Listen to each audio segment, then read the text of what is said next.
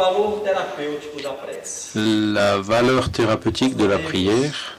Começar dizendo que Nous pouvons commencer en a disant prece é recurso que la prière est une ressource utilisée desde muitos tempos depuis très pela longtemps humanidade inteira. par l'humanité entière. Os trabalhos Et les recentes travaux récents afirmam que affirment mais de 50% que plus de da população 50% de la population faz uso regular utilise ou da prece. prie régulièrement E que menos de 1% et que moins de 1% à peine de la pelo population menos alguma vez não utilizou a prece. Ou seja, n'a pas fait appel au moins une seule fois à la prière. Ça veut dire que 99% de la population de notre planète já utilizou a utilisé la ressource de la prière au moins une fois dans un but Nós donné. vamos começar Nous allons com commencer o trabalho da doutora Margaret Polom, par le travail du docteur Margaret Polom, em 4 où categorias. elle classe la prière en 4 catégories. Une classification qui n'est que didactique pour faciliter notre compréhension. La première, Ela chama de prece ritual. elle appelle la prière rituelle. É aquele tipo de prece C'est le type de prière que où fazemos nous faisons la lecture preces escritas de prières écrites, no Senhor judeu, comme a recitação chez les Juifs, de preces ou alors la récitation de prières apprises par cœur, nós vimos comme nous l'avons vu ao católico. chez les catholiques. A segunda Et categoria la seconde catégorie, seria a prece conversacional La ou prière coloquial. de conversation ou de colloque, c'est la situation dans laquelle l'individu commence une conversation directement avec Dieu, où il cherche, où il recherche à faire un dialogue colloquial. A terceira situação, La troisième nós situation, podemos chamar de prece peticionária, que nous pouvons appeler de prière pétition, utilizadas por todos nós. est probablement la modalité utilisée le plus par nous tous, où on cherche l'aide, Problemas materiais, demander de l'aide, soit pour des problèmes matériels, problemas soit espirituais, pour des problèmes spirituels, solicitamos a resposta. et où nous demandons la réponse de Dieu ou de l'univers. E a quarta categoria, Et la quatrième a prece catégorie, meditativa. c'est la prière É um méditative. mergulho profundo C'est un plongeon que profond nós fazemos que dentro nous de faisons nós en nous-mêmes, mesmos, recherchant ouvir a voz de Deus. à entendre la voix de Em Dieu. outras palavras, En d'autres termes, viver c'est comme vivre la présence divine en nous-mêmes. É bem verdade que essa classificação Il est vrai que apenas ce classement est simplement didactique parce que diversas modalidades on peut faire diverses modalités durante os nossos parmi atos celles de citées prece. pendant nos prières. Necessariamente nós estaremos Et on n'est pas nécessairement au sein de l'une de ces caractéristiques précises. Mais il y a une caractéristique commune em todas qui est présente dans toutes ces 4 catégories, que é exatamente qui est une condition indispensable comunhão de communion interior, interne, intérieure avec le divin.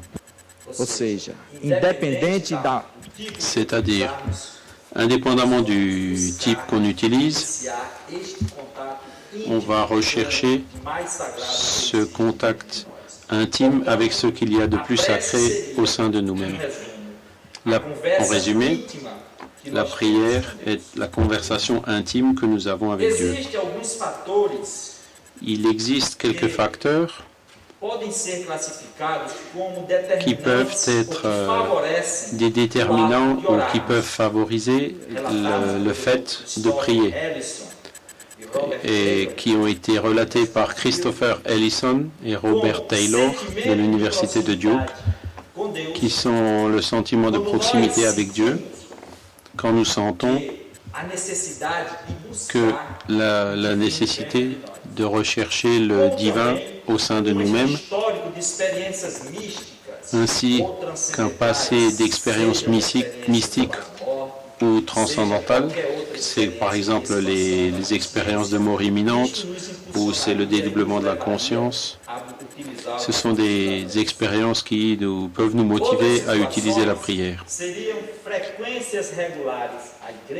Il y a d'autres situations comme la fréquentation régulière des églises, des temples, des synagogues, parce que ces lieux en eux-mêmes créent déjà une ambiance propice au fait de prier.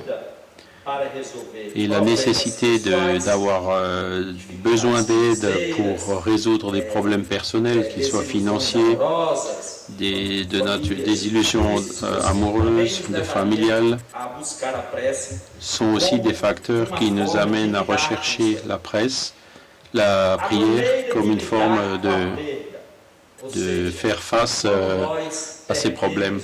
Il y a aussi quand il faut faire face à la perte ou à la mort d'un être cher qui se transfère donc dans la dimension spirituelle. Il y a une sensation de vide qui est en nous, qui nous induit à utiliser la prière comme une ressource profonde. Un autre cas, c'est pour demander une guérison devant une maladie. Et souvent, nous nous mettons face à ces situations. Et dans ces situations, nous nous rappelons toujours de Dieu. Et c'est donc la douleur qui nous apprend à gémir. Et c'est devant cette douleur que nous nous rappelons de Dieu. Il y a une autre définition qui dit que l'être humain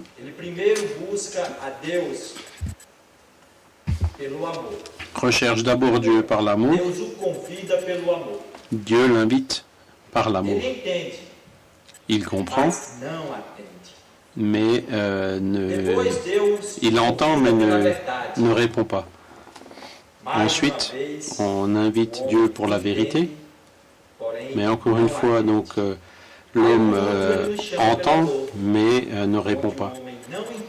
Et ensuite, il nous appelle par l'amour, où l'homme ne comprend pas, mais il répond. Peut-être un des travaux le plus sophistiqué dans la littérature sur la prière a été réalisé par ce cardiologue Randolph Beard en Californie, dans l'unité coronarienne de l'hôpital de San Francisco. Et donc il fait une étude aléatoire et prospective de l'effet de la prière sur un échantillon de patients les personnes ne savaient pas quel groupe priait pour eux et les personnes qui priaient ne savaient pas pour qui ils priaient. Et il y a 393 patients qui ont été bénéficiés, 192 qui ont bénéficié de prière et 202 qui n'ont pas bénéficié de prière. Et il y a 5 à 7 personnes qui priaient pour chaque patient. Et voilà donc les résultats qui ont été obtenus. Premièrement, les patients qui bénéficiaient de prière, ils avaient besoin de 5 fois moins d'antibiotiques. Donc il y a 3 personnes qui ont utilisé des antibiotiques dans le premier groupe et puis 16 dans le deuxième qui n'avaient pas de prière. Deuxième effet, la probabilité d'œdème pulmonaire était 3 fois plus faible, d'un rapport de 6 à 18 chez les personnes qui bénéficiaient de prière. L'intubation de la trachée, aucun patient qui bénéficiait de prière en a eu besoin, alors qu'il en a fallu 12 avec une ventilation contrôlée.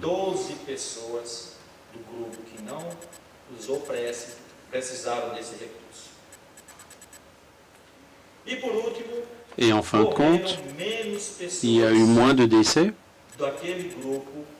dans ce groupe qui bénéficiait des ressources de la prière. Et ce sont donc des résultats positifs patents, claros objetivos clairs, objectifs da ação de l'action prece intercessória de la sobre esses prière pacientes. sur ces patients. É bem certo que não é possível, Il- você não bien pode ter sûr, controle 100% rigoroso on ne dos peut pas, trabalhos, on ne peut pas faire un contrôle à 100% rigoureux de ces travaux parce qu'on ne peut pas affirmer avec certitude que não que estava ce sendo groupe catalogado para receber qui prece, n'était pas prévu pour bénéficier de prières, il a pu y avoir des membres de la famille qui ont pu prier pour eux. Esta observação serve para todos. Mais comme cette remarque est applicable pour l'ensemble des personnes, il est clair que dans le groupe pour lequel la prière a été utilisée, les résultats sont évidents. Et il y a eu des transformations qui ont été faites dans les principaux facteurs de l'immunité, c'est-à-dire du haut vers le bas. Il y a donc le conditionnement, l'immunité est modelée par le conditionnement psychologique, et c'est un facteur extrêmement important qui stimule notre immunité soit vers le haut, soit vers le bas. La personnalité de l'individu, le caractère qu'il exprime, comment il se conduit, c'est un autre facteur qui interfère directement dans la modulation de notre immunité. Les moyens de faire face aux situations difficiles, comme des déséquilibres financiers, une déstructuration, une dissolution de la famille, des problèmes matériels graves ou spirituels, la manière dont nous faisons face à toutes ces situations interfère sur la modulation de notre immunité. Les esprits nous disent que ce qui différencie les personnes ne sont pas les circonstances diverses qui arrivent dans les vies de chacun d'entre nous, parce que nous sommes tous, chacun de nous, soumis à ces circonstances. Par contre, ce qui fait la différence, c'est la capacité de chacun de réagir devant ces situations. Comment faire face à ces situations? Les réponses émotionnelles au stress entrent comme un ensemble de toutes ces situations auxquelles nous devons faire face dans la vie. Ainsi, nous allons citer un autre travail fait par Harold Koenig où il a analysé l'influence de la prière et de la dévotion du dévouement religieux de patients adultes et âgés. Et ici n'a pas été pris en compte le lien religion ou le type de religion.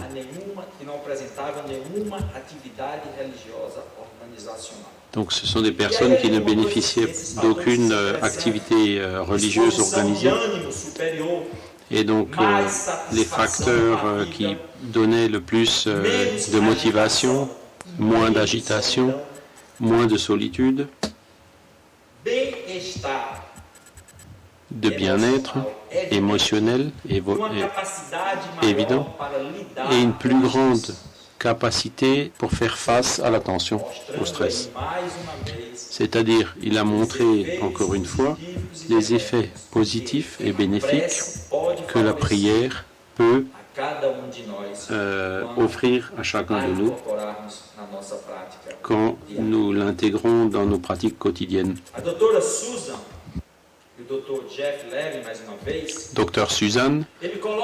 Dr Jeff Levin ont affirmé que les bénéfices de la prière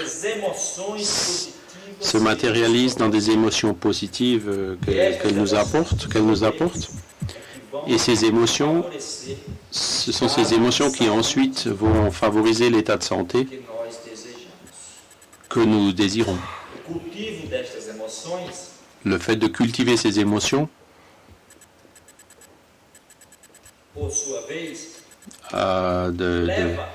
de son côté, ao desencadeamento de toda uma resposta déclenche une réponse neuroendócrina, neuro-endocrinienne, celular, cellulaire, organismo, dans l'organisme proporcionando esse estado de qui bem-estar, donne cet état de bien-être et d'équilibre organique actif. autônomo, Donc le système nerveux autonome transmissores, en libérant des sistema neurotransmetteurs, endócrino, le système endocrinien de seus hormônios, qui libère des hormones, sistema imunológico, le système immunologique as citocinas, qui libère les e o sistema cytokines neuropeptídeo, et le système neuropeptidique inúmera variedade qui libère une grande variété de neuropeptides que nous produisons. doutora Candace Pert, La docteure farmacologista, Candace Pert, qui est de pharmacie, receptores opioides, qui a découvert les récepteurs fala no seu opioïdes, livro Moléculas, parle dans son livre Les molécules de a l'émotion cada emoção qu'à que chaque nós émotion produzimos, que nous produisons, que nós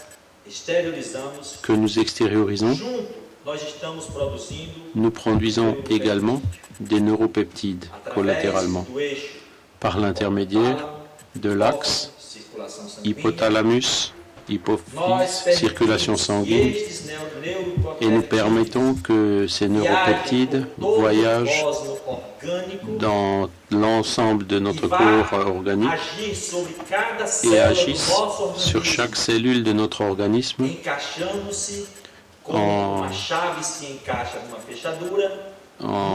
rentrant comme une clé rentre dans une serrure dans les récepteurs cellulaires et ainsi déclenche une autre cascade de réponses à l'intérieur des cellules que le temps ne nous permet pas d'approfondir ici, générant ainsi une réponse biologique spécifique de chaque émotion que nous avons expérimentée.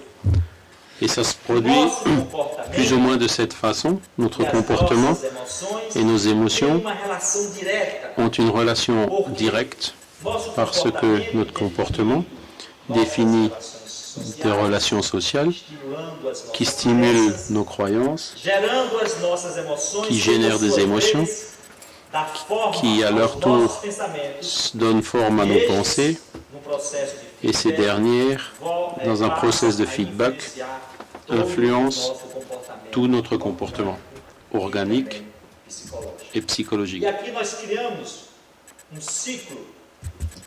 Nous créons ainsi un cycle où l'attitude de l'individu devient fondamentale pour actionner à l'intérieur de soi ce mécanisme qui est un mécanisme naturel de la prière. Emmanuel, qui est le guide spirituel de Chico Xavier, il nous dit dans ses livres que la conduite, le travail continu pour le bien, persévérant au jour le jour, se transforme en une prière continue parce que l'individu, en choisissant lui-même des comportements et des attitudes correctes, actionne ce mécanisme naturel qui le lie à la présence divine qui est en lui-même.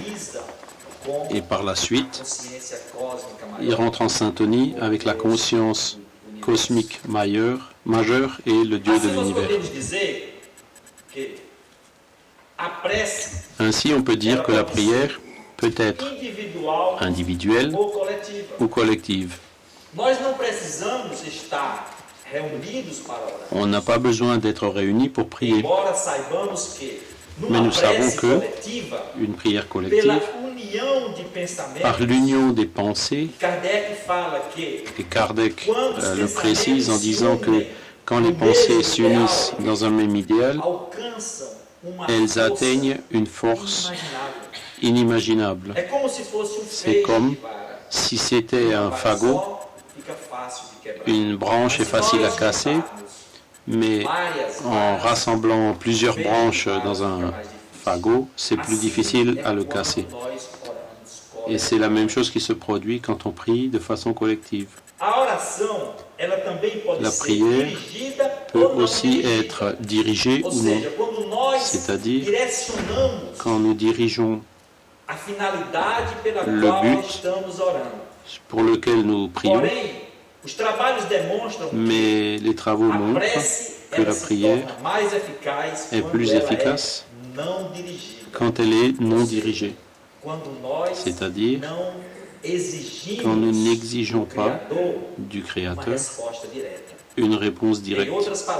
En d'autres termes, comme Jésus nous a enseigné dans la prière dominicale, que ta volonté soit faite et non pas la nôtre.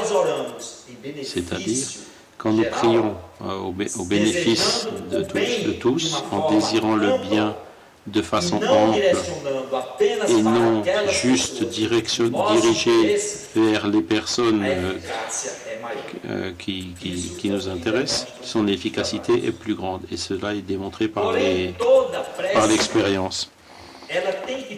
Néanmoins, chaque prière doit avoir une intention exprimée. Ça peut être un intérêt personnel, mais la prière sert d'instrument pour un moyen pour parvenir à nos fins, c'est-à-dire au but que nous nous sommes fixés. Devant ces informations, nous allons mettre cette phrase du docteur Larry Dorsey où il dit que les prières de quasiment toute personne pour être efficaces indépendamment de leur conviction religieuse.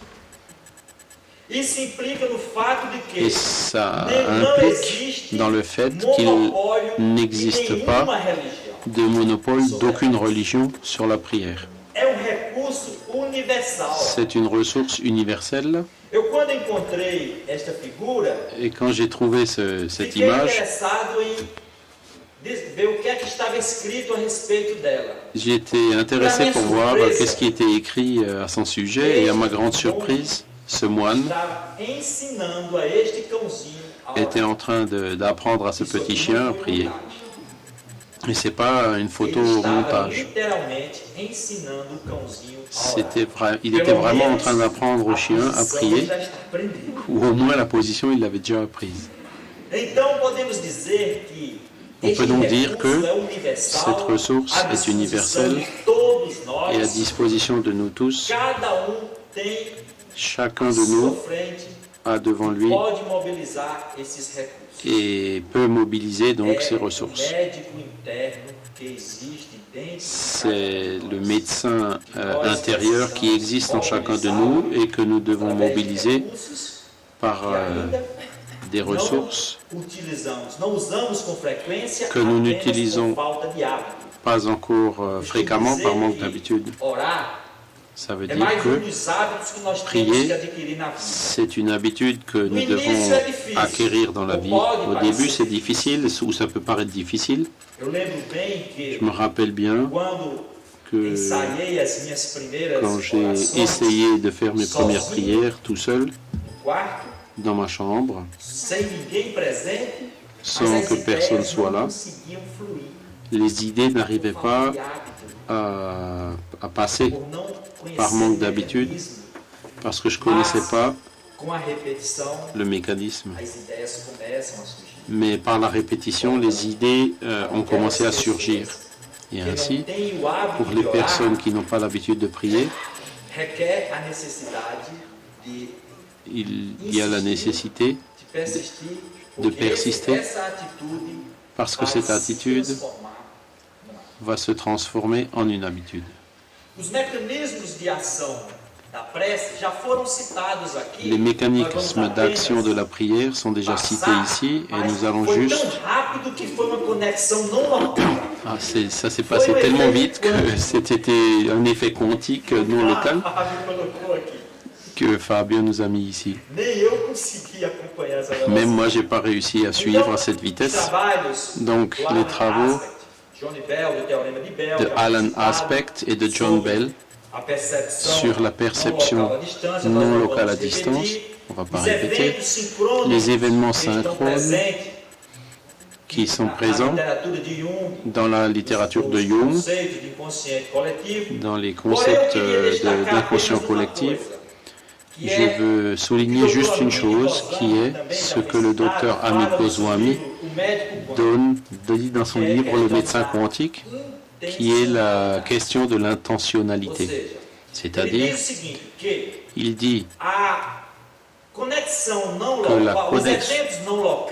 les événements non locaux en eux-mêmes ne sont pas suffisants pour expliquer les mécanismes de la prière. Cependant, pour que cela devienne une vérité, nous devons y ajouter l'intentionnalité, c'est-à-dire l'intention consciente pour établir une corrélation entre cette personne qui prie et l'autre personne qui est de l'autre côté et vers laquelle nous dirigeons nos prières. L'intention fonctionne ici comme le facteur qui proportionne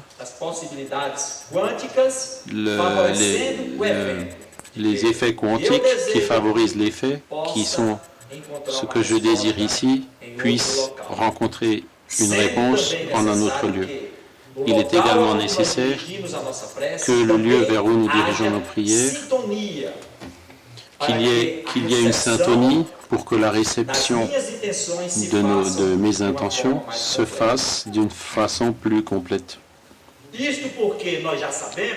Parce que nous savons déjà, comme l'affirme le travail publié par Boris Goodman, Hofrist et Goodman, en 2000, que ce sont les lois de la physique quantique et non pas celles de Newton qui contrôlent les mouvements moléculaires générateurs de la vie. Et si dans la prière, nous impliquons des stimulations qui déclenchent une cascade de réponses psychologiques et biologiques, ce sont ces lois que nous devons suivre dans ce processus. Le docteur Bruce Lipton, dans son livre Biologie des croyances, dit que les pensées, comme l'énergie de l'intellect, influencent directement la manière dont notre cerveau physique contrôle la physiologie du corps. Et cette énergie peut activer ou inhiber les protéines responsables du fonctionnement des cellules. Ainsi, nous trouvons quelques composants dans la prière, comme Allan Kardec en parle dans la littérature spirit. Le fluide cosmique universel est le véhicule qui permet la transmission de la pensée qui, à son tour, est impulsionné par la volonté de l'esprit et qui donnera l'action magnétique autant sur lui qu'à distance par l'intermédiaire du courant mental qui est sa propre pensée continue. Avec ces définitions, nous retrouverons les concepts d'Hippocrate qu'un flux commun, c'est-à-dire une respiration commune, est présente et fait que toutes les choses s'assemblent par les liens de sympathie. On peut voir que depuis longtemps, Hippocrate avait déjà mis cette phrase. Il expliquait déjà le mécanisme intrinsèque par lequel tous les êtres sont unis dans l'univers. Ce sont les liens de sympathie vis-à-vis des semblables du prochain. Les semblables s'attirent et forment un grand réseau, comme on a déjà dit, qui est la toile de la vie. Les guides spirituels, dans le livre Mécanisme de la médiumnité d'André Louis, disent que la prière est grande est un reflet sublime de l'Esprit qui non seulement rétablit l'équilibre des cellules physiques intoxiquées ou dévitalisées, mais aussi qui favorise ou reflète les suggestions éclairantes des intelligences, des intelligences ou des esprits supérieurs. C'est le mécanisme évolutif ancestral de tout le chemin évolutif de l'humanité, dans lequel nous, en tant qu'incarnés, dans un processus de réflexion, nous absorbons les idées qui proviennent des plans plus élevés. Ainsi, le bienfaiteur, le guide, a dit que la prière constitue la formule de base pour le renouvellement intime. Par elle, on acquiert une compréhension divine depuis le cœur de la vie et qui vivifie le cœur. Emmanuel nous dit également dans son livre Pensée et vie que la prière mobilise les énergies cachées de notre cœur et les libère avec les images de notre désir par l'interposition de la force vive et créative de la pensée, comme cela vous a déjà été dit aujourd'hui tout au long de cet événement, de cette conférence. Et Jésus, notre maître majeur, dit dans ces deux citations de Matthieu et de Marc comment nous devons prier. Quelles sont les principales caractéristiques, les caractéristiques de notre prière? Nous avons en résumé, dans ces citations, premièrement, il faut prier en secret, sincèrement, pardonnant les offenses, humblement et en résignation. La prière, pour qu'elle atteigne et ait un sens divin et bénéfique, elle doit suivre ces 5 conditions, parce que les mots qui ne font que sortir de la bouche sans sentiment n'ont aucun effet. Et pour finaliser, nous citons cette pensée d'Emmanuel, où il dit, en résumant notre conférence, par le circuit divin de la prière, la créature fait appel à l'aide du Créateur et le Créateur répond à la créature par le principe inéluctable de la réflexion spirituelle en lui tendant les bras éternels afin qu'elle se redresse des vallées de la vie fragmentaire vers les sommets de la vie victorieuse. Ainsi, mes chers frères, nous avons ici le téléphone, c'est-à-dire aujourd'hui on pourrait dire l'Internet wireless, mental par lequel nous pouvons nous connecter à tout instant, à toute heure, avec notre Père et notre Dieu créateur. J'espère que j'ai pu passer le message que je souhaitais passer, de stimuler en chacun de nous qui se trouve ici, à reconnaître l'importance d'utiliser les ressources thérapeutiques dans sa vie, et ainsi pour sa famille, pour ses patients et pour toute l'humanité. Je vous embrasse très fort.